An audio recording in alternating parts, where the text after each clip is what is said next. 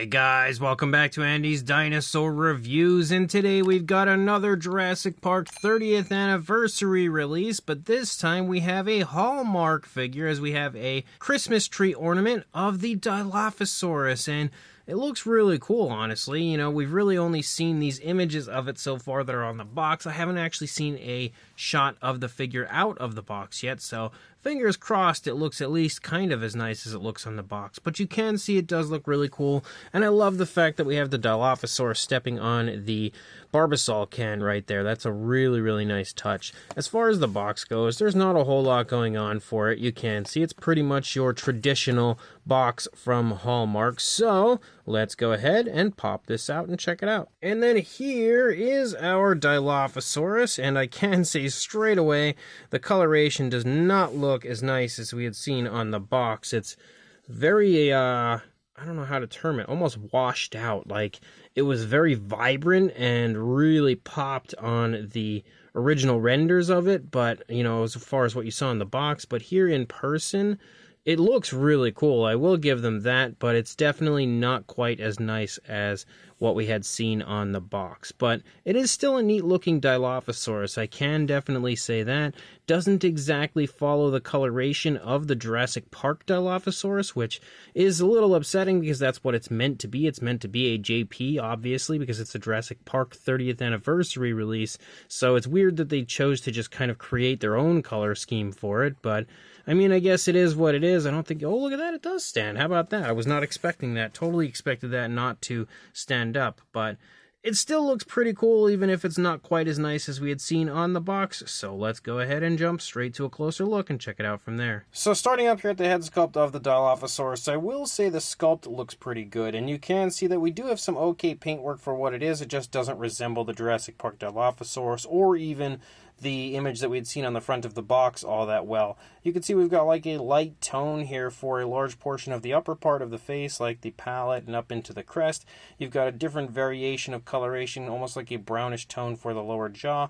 And then you have some weird greens kind of like airbrushed over the face here. It looks okay, but again, definitely isn't my first choice of colors. You can see the mouth is sculpted in an open position. We've got the teeth in there, and the teeth actually look really good for what they are. They have kind of a genuine sharp look to them, and also just in general look nice, I can say that. You can also see the tongue sculpted out there on the inside of the mouth. Of course, the Dilophosaurus has its mouth open in a very defensive position, so you would expect to see the tongue kind of sticking out right there, and that looks pretty good. You've got like a dark variation of a pink or a variation of red there for the tongue. You can also see the teeth on the lower jaw. So the entire mouth area, as well as the skin stretching there on the side of the mouth, but the entire mouth I think looks really nice. So they did do a very good job as far as that goes. You can see the eyes painted with a yellowish tone given a black pupil. That also looks pretty good considering how small the eye is.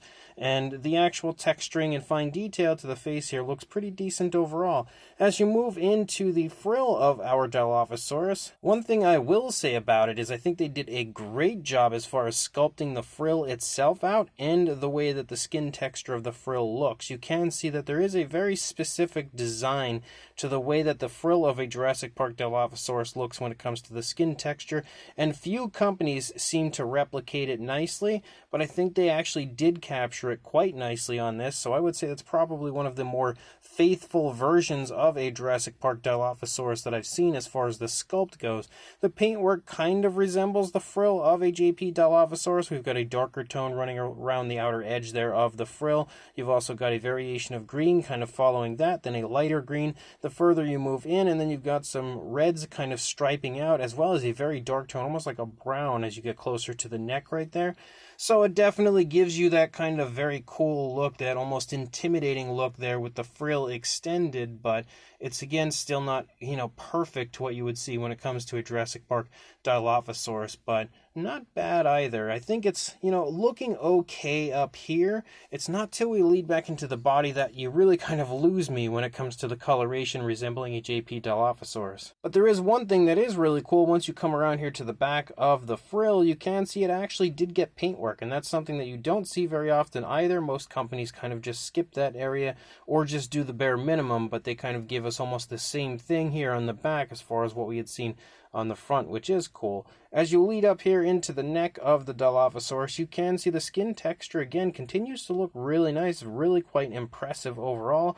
We've got a variation of green for the body, and you can see that we've got a darker green that sort of stripes down the course of the body. Now that does not look at all like a JP Dilophosaurus when it comes to the patterning that you would see of coloration running along the back of the Dilophosaurus.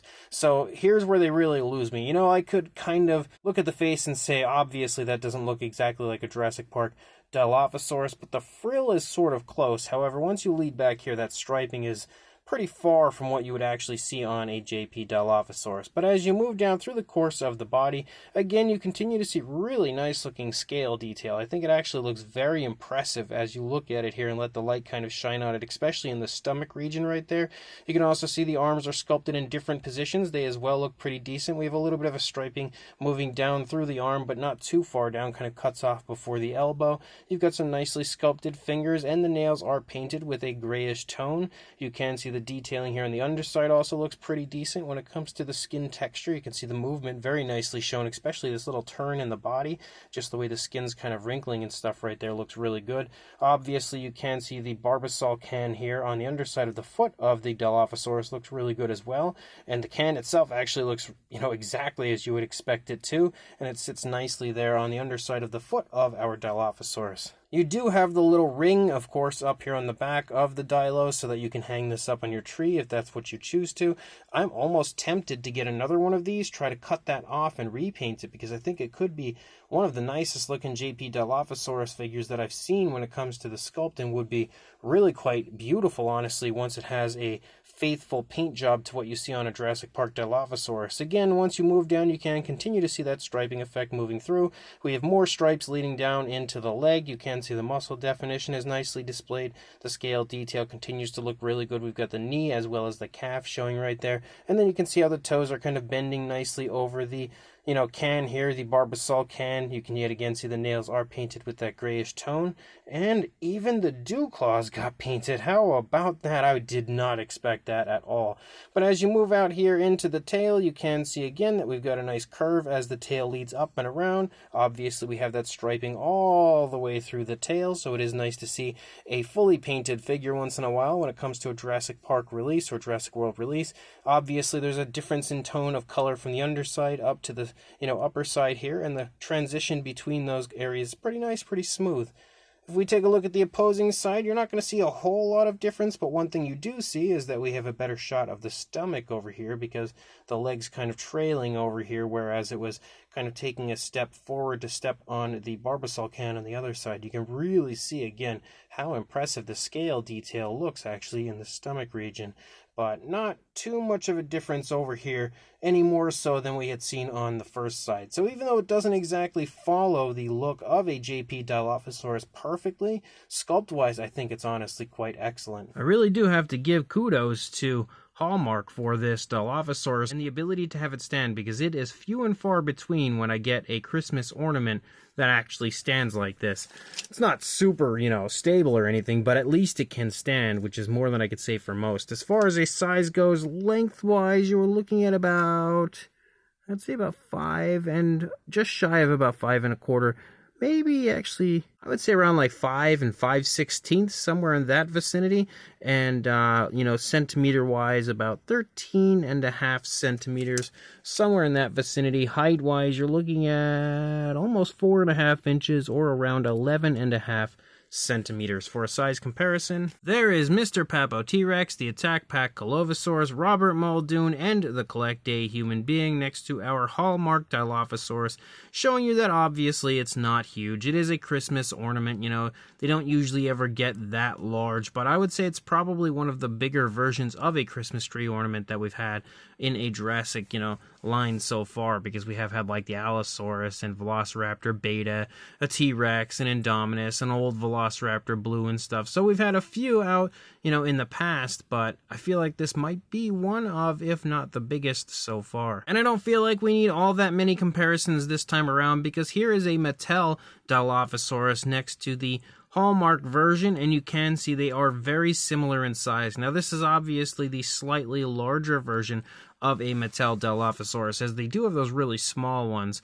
But if you happen to have this version, you know, that kind of crouching version, you're going to have a pretty darn good idea of the size of this Dilophosaurus from Hallmark. So this brand new Jurassic Park 30th anniversary Hallmark Christmas tree ornament Dilophosaurus is pretty fun. You know, it's actually pretty cool. It's kind of like a mix of emotions, because I would really like to have seen the coloration more closely resemble the Jurassic Park Dilophosaurus, considering it is a JP30 release, or even look closer to what we see on the box, which it's not that far away from. It's just kind of has more of like a washed out sort of a look. You know, the coloration's just a little bit less vibrant and kind of more dull here than what you see on the box. But I think what they have done paint-wise does look okay, and we do have a fully painted look to it. You know, you have paint from head to tail, the nails are all painted, even the dew claw.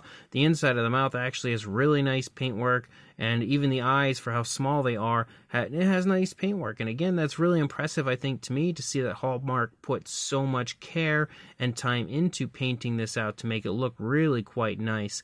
The biggest drawback as far as the paint goes, again, is the fact that it doesn't actually resemble the paint scheme of a Jurassic Park Dilophosaurus. But as far as the actual paint application we have, it is pretty decently applied and looks pretty cool through the course of the figure. The sculpt, though, I think is, of course, the biggest selling point for this one, because the sculpt looks really good and, in my opinion, pretty darn faithful to what you see on a Jurassic Park Dilophosaurus as far as the general appearance goes, even to the point of capturing the texturing to the skin of the frill really nicely, which, like I said earlier, is something that you don't see very often. So definitely got to give them props as far as that goes. The pose is also pretty cool, and I love the fact that it's standing on the barbasol can. That's just such a really cool little touch. And again, the sculpt on this is so nice that I am really quite tempted to buy a second to repaint. But the only problem is it's about a $25 figure, and considering the size of it, you know, it is a little on the pricier side for something like this, but at least you are getting some pretty good quality for the price tag that you would have to pay to get a hold of this. So, if you are interested in grabbing one of these for yourself, I will include a link in the description to where I purchased mine, which was on Amazon.com, or you could, of course, head to your local Hallmark store and see if they have it in stock there, because they very well could. So, one way or another, definitely recommend grabbing this, and also like, comment, and subscribe, and I will see you in the next review. Thanks for watching.